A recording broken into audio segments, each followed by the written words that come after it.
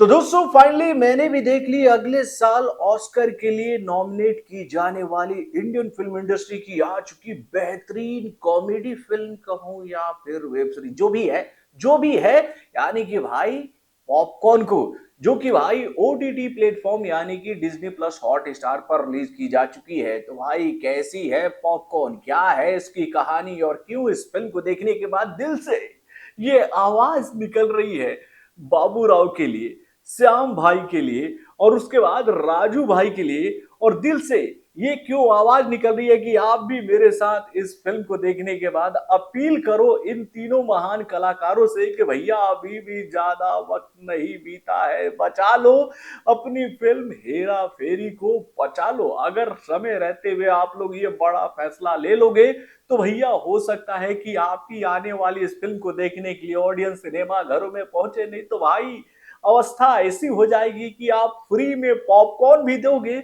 तो भाई पॉपकॉर्न लेकर भी ऑडियंस आपकी फिल्म को देखने के लिए सिनेमा घरों में नहीं आएगी। तो भाई क्यों मैं इतना इमोशनल हो गया हूं पॉपकॉर्न को देखने के बाद, क्यों इस फिल्म को देखने के बाद मेरे अंतरात्मा से ये आवाज निकल रही है हेरा फेरी के लिए। आप यही सवाल सोच रहे ना कि भाई इन दोनों का क्या कनेक्शन है, क्यों इधर की बात उधर कर रहे हो, सीधी बात पर आओ। तो भैया चलिए हम आपको बताते हैं इस फिल्म के रिव्यू के माध्यम से। हेलो फ्रेंड्स, मैं हूं नरेंद्र और मैं आपका एक बार फिर से स्वागत करता हूं हमारे चैनल यानी कि वायरल न्यूज जंक्शन में। तो दोस्तों आप लोगों के दिमाग में यही सवाल चल रहा ना कि भाई मैं रिव्यू कर रहा हूं पॉपकॉर्न का और बातें कर रहा हूं हेरा फेरी का, तो भाई दोनों के बीच में बहुत ही गहरा संबंध है, बहुत ही गहरा संबंध। यानी कि भैया पॉपकॉर्न की बागडोर जिस महान डायरेक्टर के हाथों में थी भैया, उन्हीं के हाथों में हेरा फेरी के पार्ट 4 का भी बागडोर है मेरे भाई। और पॉपकॉर्न को देखने के बाद हेरा फेरी के लिए यह आवाज निकली है कि भाई अभी भी ज्यादा वक्त नहीं बीता है, अक्षय कुमार, सुनील शेट्टी, परेश रावल, बचा लो अपनी फिल्म को। तो भाई चलिए अब आपको हम समझाते हैं पूरा माजरा क्या है, लेकिन उससे पहले हम आपको बता देते हैं कि भैया इस महान फिल्म यानी कि भैया पॉपकॉर्न के राइटर डायरेक्टर कौन है और इस फिल्म में नजर आने वाले कलाकार कौन कौन है। देखिए भाई मैं बार बार इसको फिल्म बोल रहा हूं क्योंकि थी ये फिल्म लेकिन भाई सिनेमा घरों में रिलीज नहीं हो पाई, तो इसे वेब सीरीज की तरह भैया प्रेजेंट कर दिया गया ऑडियंस के सामने। तो दोस्तों पॉपकॉर्न के राइटर्स का जो नाम है वो है ताशा बामरा, जिन्होंने भैया इस फिल्म के डायलॉग को, स्क्रीन प्ले को और स्टोरी को लिखा है। इसके बाद इसमें और दो राइटर है मेरे भाई। तो भैया इसके बाद जो अगला नाम आता राइटर का वो है स्पर्श खेतपाल। भैया इन्होंने भी इस फिल्म के स्क्रीन प्ले को, डायलॉग को और स्टोरी को लिखा है। देन इसके बाद भैया इस फिल्म के डायलॉग और स्क्रीन प्ले को इंडियन फिल्म इंडस्ट्री के सबसे बेहतरीन डायरेक्टर यानी कि फरहाद सामजी ने लिखा है मेरे भाई। यानी भैया वो भी इस फिल्म के राइटर डायरेक्टर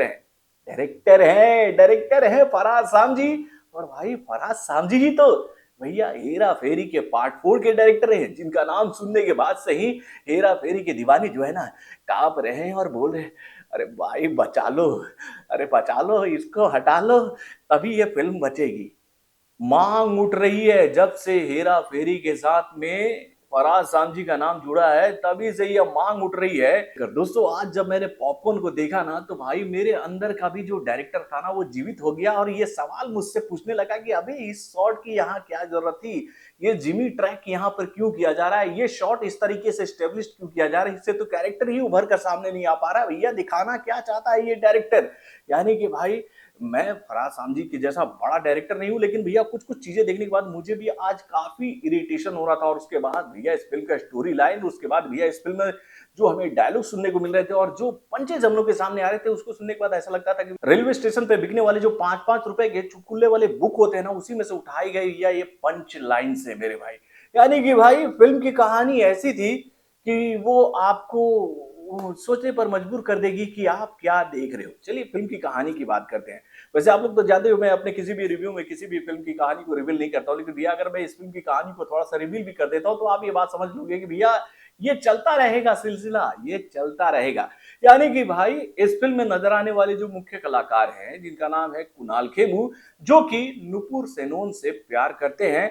और उनके पिता यानी कि भैया कुणाल खेमू के जो पिता हैं वो है जॉनी लीवर, जो कि भैया एक बहुत बड़े पॉलिटिशियन है। और वहीं पर नुपुर सेन को जो पिता है वो है सौरभ शुक्ला, जो कि भैया एक बहुत बड़े डॉन है। और भाई इस फिल्म में नजर आने वाले हैं कौन? तो भाई राजपाल यादव, जो कि भैया मैं आगे बताऊंगा, कहानी के साथ बताऊंगा। तो भैया कहानी है क्या? तो दोस्तों कहानी कुछ ऐसी है कि भाई कुणाल खेमू जो है वो जॉनी लीवर के बेटे हैं और वो नुपुर सेन से प्यार करते हैं। और भाई इन दोनों की शादी होने वाली रहती है कि अचानक ही कुणाल खेमू को यह बात पता चलती है कि भाई आज तक वो जिसको अपना बाप समझ रहे थे वो उनके बाप हैं ही नहीं। और ये बात जैसे ही भाई नुपुर सेन के डॉन पिता यानी कि सौरभ शुक्ला को पता चलता है कि वो बिफर जाते हैं और ये बात कहने लगते हैं कि भैया शादी तो होगी, लेकिन तुम अपने बाप का पता खोज कर लेकर आओ कि तुम्हारा असली बाप कौन है, क्योंकि तुम इस पॉलिटिशियन के बेटे नहीं हो। और जब तक तुम अपने पिता को नहीं खोजोगे तब तक हम तुम्हारी शादी अपने बेटी से नहीं कराएंगे। और उसके बाद से ही कुणाल खेमू जो है वो अपने पिता की तलाश में निकल पड़ते हैं। पहले उनको पता चलता है जॉनी लीवर ने उनको पाना है, लेकिन भाई उनके असली पिता जो हैं वो जॉनी लीवर के सबसे महान बॉडीगार्ड यानी कि भैया राजपाल यादव थे, जो कि भैया अब इस दुनिया में नहीं है। उसके बाद कहानी आगे बढ़ती है और कुणाल खेमू को ऐसा लगता है कि भैया उनके पिता का तो पता चल चुका है। अब वो चलते हैं और सौरभ शुक्ला से ये बात कहते हैं, भाई हमारे पिता का तो पता चल चुका है, अब आप अपनी बेटी यानी कि नुपुर सेन का हमसे शादी कर दीजिए। लेकिन भाई इससे पहले कि इन दोनों की शादी हो पाती, यानी कि सौरभ शुक्ला भी ये बात कहते हैं कि चलो तुम्हारे पिता का पता चल चुका है तो तुम्हारी हम शादी करवा देते अपनी बेटी से। लेकिन इससे पहले कि इन दोनों की शादी होती कि भैया वहां पर आकर फिर से एक झोल हमें सुनने को मिलता है कि भाई राजपाल यादव के जो बाबूजी थे वो आकर ये बात इन लोगों को बताते हैं कि भाई अब तक तुम जिसे अपना बाप समझ रहे थे वो भी तुम्हारा बाप नहीं है, तुम्हारा बाप दूसरा कोई है। फिर से कहानी आगे बढ़ जाती है और इसी तरह से ये कहानी आगे बढ़ती रहती है और आपको ये सोचने पर मजबूर करते रहती है कि भैया आप इस फिल्म को क्यों देख रहे हो और ये डायरेक्टर दिखाना क्या चाहते हैं। तो भाई कहानी इतनी शानदार, इतनी बेहतरीन, इतनी उम्दा है कि भाई इस फिल्म को फ्री में ऑस्कर के लिए भेज देना चाहिए। वहां के लोग भी इरिटेट होकर नहीं, खुश होकर, गलत बोल गया मैं, खुश होकर इसको दे देंगे भाई, ऑस्कर अवार्ड दे देंगे। अगर वो लोग ऐसा नहीं करेंगे तो उनके पेट में ना भैया, पेट में बवासीर हो जाएगा, सर से उल्टियां होंगी और पैर में चक्कर आएगा। तो भाई बचा लो, बचा लो हेरा फेरी के पार्ट 4 को, बचा लो अक्षय कुमार, सुनील शेट्टी, परेश रावल, तुम सब मिलकर बचा लो। अगर नहीं करोगे तो भैया ये फिल्म नहीं भाई, नहीं, ज्यादा नहीं बोलते हैं। वैसे आप लोग समझदार हैं, फरहाद सामजी को लेकर इतना बवाल क्यों मचा हुआ ये बात तो आप लोग जानते हैं।